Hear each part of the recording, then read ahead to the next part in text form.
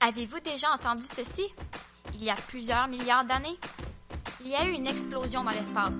Bang! Et puis tout est apparu. Ou bien, il y a des centaines de milliers d'années, ceci est arrivé, ou cette chose s'est passée. Ou encore, au commencement, Dieu créa les cieux et la terre.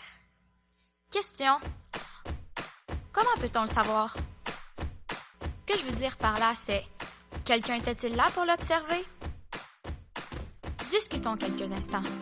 Premièrement, nous devons comprendre qu'il y a une énorme différence entre la science observable et la science historique. Les deux sont valables, mais très différentes. On va les définir rapidement. La science observable, c'est simplement, comme son nom le dit, quand on observe quelque chose dans le présent et qu'on en tire des conclusions.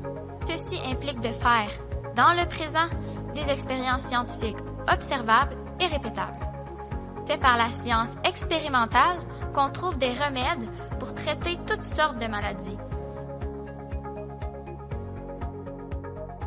et qu'on bâtit des navettes spatiales et toutes sortes d'autres trucs cool comme ça. Maintenant, parlons de la science historique. C'est par elle qu'on considère des choses qui se sont produites dans le passé, mais ne peuvent être vérifiées ou étudiées de la même manière. C'est logique puisque nous n'avons pas accès au passé comme nous avons accès au présent. La seule chose que nous avons vraiment sont des spéculations sur ce qui est arrivé. Ou encore mieux, des preuves circonstancielles qu'on observe dans le présent, mais qui découlent des événements passés. Vous me suivez? Prenons un exemple, comme la tour de Pise. Vous savez, cette tour qui est située en Italie, plus précisément en Toscane, cette tour qu'on a commencé à construire en 1173 et qui s'est terminée en 1373, qui a commencé à pencher en 1178 lors de l'ajout du 3e étage et qui est visitée par des milliers de personnes chaque année. Oui, c'est de cette tour que je parle. Mais attention, tout ce que je viens de vous dire est vrai, mais pourquoi y croire? Dans ce cas-ci, la seule chose que la science observable peut nous donner dans le présent, c'est la hauteur de la tour et par des calculs confirmer que la tour est bel et bien inclinée.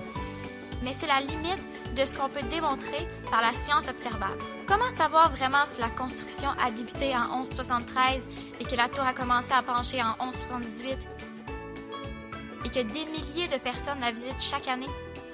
Pour obtenir ce genre d'informations qui s'est passé dans le passé, il faut franchir les limites de la science observable et aller découvrir ce qui nous a été communiqué par des documents historiques,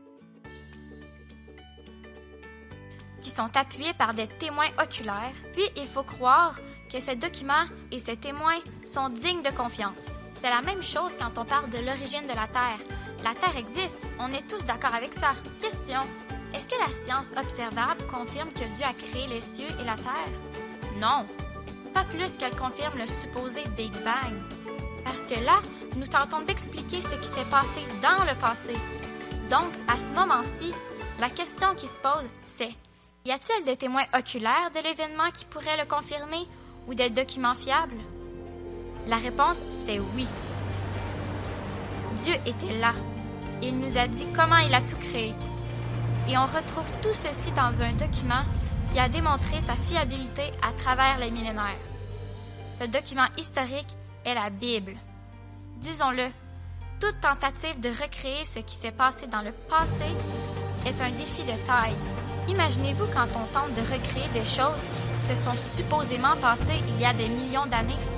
Mais nous avons en notre possession le document le plus crédible et le plus digne de confiance qui nous décrit comment s'est passée la création du monde.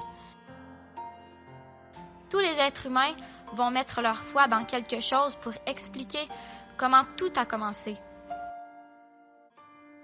Un athée doit croire en ce qui est scientifiquement impossible et non vérifiable. De là mon titre, je n'ai pas assez de foi pour être athée.